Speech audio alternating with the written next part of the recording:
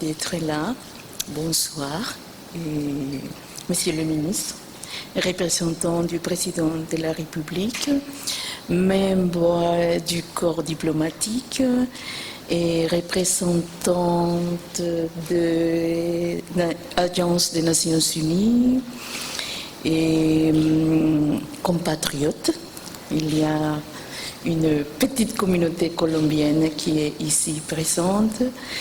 Et mes amis féministes, mes amis les artistes et responsables des institutions publiques et aux autorités de l'État et membres des ONG, chers amis et complices des cœurs et de chemin, mesdames et messieurs, en vous rang, grade et qualité, tout protocole respecté. Je voudrais commencer par une histoire personnelle. En Amérique latine, il est courant d'offrir un cadeau spécial aux filles pour les 15 ans. Certaines ont une fête et d'autres un bijou. Moi, je demandais un voyage au Sénégal. Je viens d'une famille noire panafricaine et moi-même, je suis une femme noire originaire de la côte caraïbe de la Colombie. Et aujourd'hui, à 60 ans, je suis fière d'être la première ambassadrice de Colombie au Sénégal.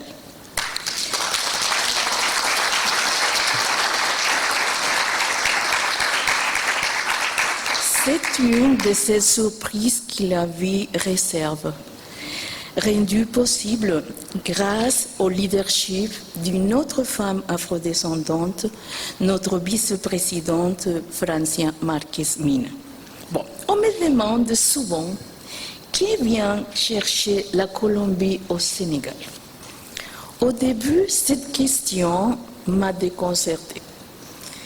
Quand notre vice-présidente a parlé de renouer avec l'ancienne Sénégambie, il n'y avait pas de calcul caché, pas de logique économique immédiate.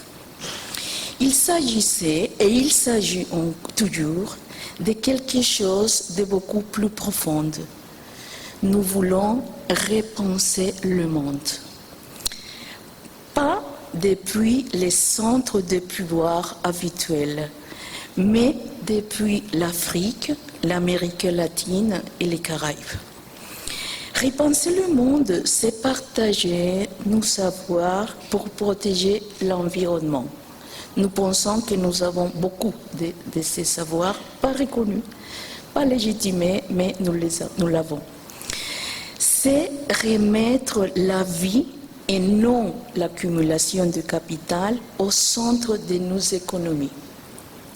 C'est construire un commerce qui profite aux communautés et pas seulement aux marchés et aux multinationales. Et oui, dans cette mission, nous parlons des réparations historiques. Pas comme une charité, mais comme une justice réparatrice. C'est-à-dire, à côté du concept de justice sociale, nous proposons le concept de justice réparatrice.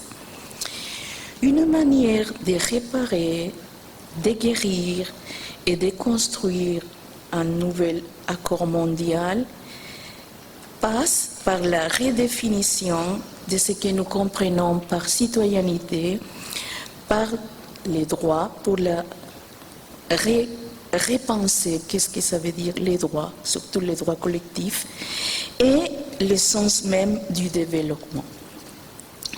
C'est dans cet esprit que nous bâtissons notre relation avec le Sénégal. Cette mission diplomatique repose sur les principes de la dignité et de l'échange transformateur. La justice épistémique est essentielle pour nous, comme pays, comme mission. En Colombie, la plupart des élèves ne lisent pas des auteurs africains. Nous n'étudions pas les penseurs, scientifiques ou artistes du continent.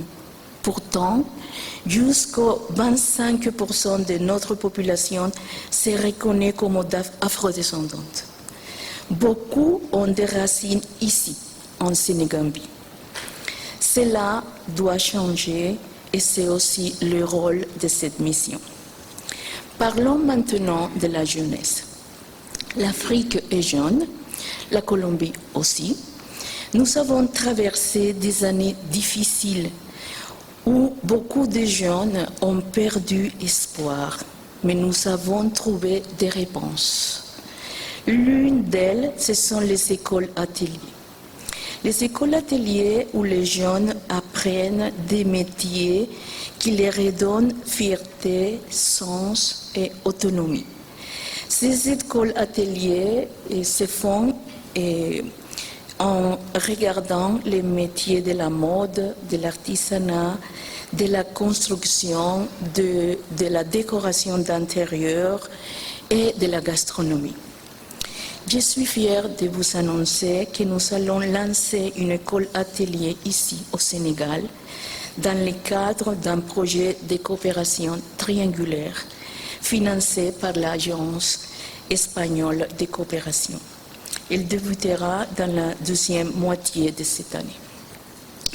L'agriculture et le tourisme sont aujourd'hui les piliers de l'économie colombienne.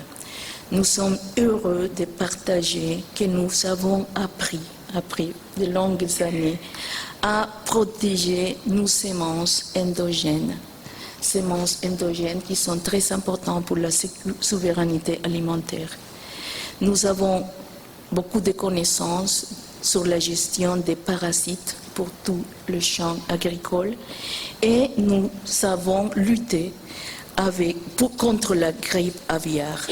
Ce savoir est à disposition de nos partenaires sénégalais et nous voulons aller plus loin. La vice-présidente Marquez dit souvent « construisons un commerce décolonial avec l'Afrique ». Cela signifie que chaque produit colombien qui entre au Sénégal doit s'accompagner de transferts de savoirs. Pas seulement des biens, mais des compétences, des échanges et des savoir-faire. Nous ne cherchons pas seulement à exporter. Nous voulons créer des emplois, surtout pour les jeunes et les femmes, et accompagner les entrepreneurs colombiens qui souhaitent s'implanter ici durablement et en lien avec les communautés locales. Pour finir, je veux dire quelques mots. Lancer une nouvelle mission diplomatique à partir de rien n'est pas une mince affaire. C'est un défi personnel, familial et professionnel énorme. Je tiens et je profite de cet espace pour exprimer ma plus sincère gratitude à Madame Yacine Fall, ministre de l'intégration africaine et des affaires étrangères du Sénégal, ainsi qu'à toute son équipe pour leur soutien précieux dans notre mission.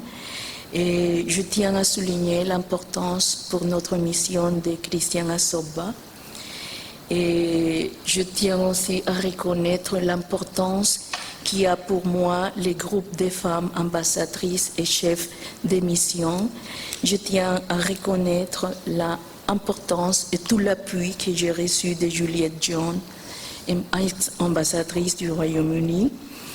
Et je te remercie aussi beaucoup, Anna Maria Valencia, et par ton travail et pour ton rigueur. Et aussi à mon mari, Michel Maurice Gabriel Lavé, pour son soutien constant et sa foi dans ses projets.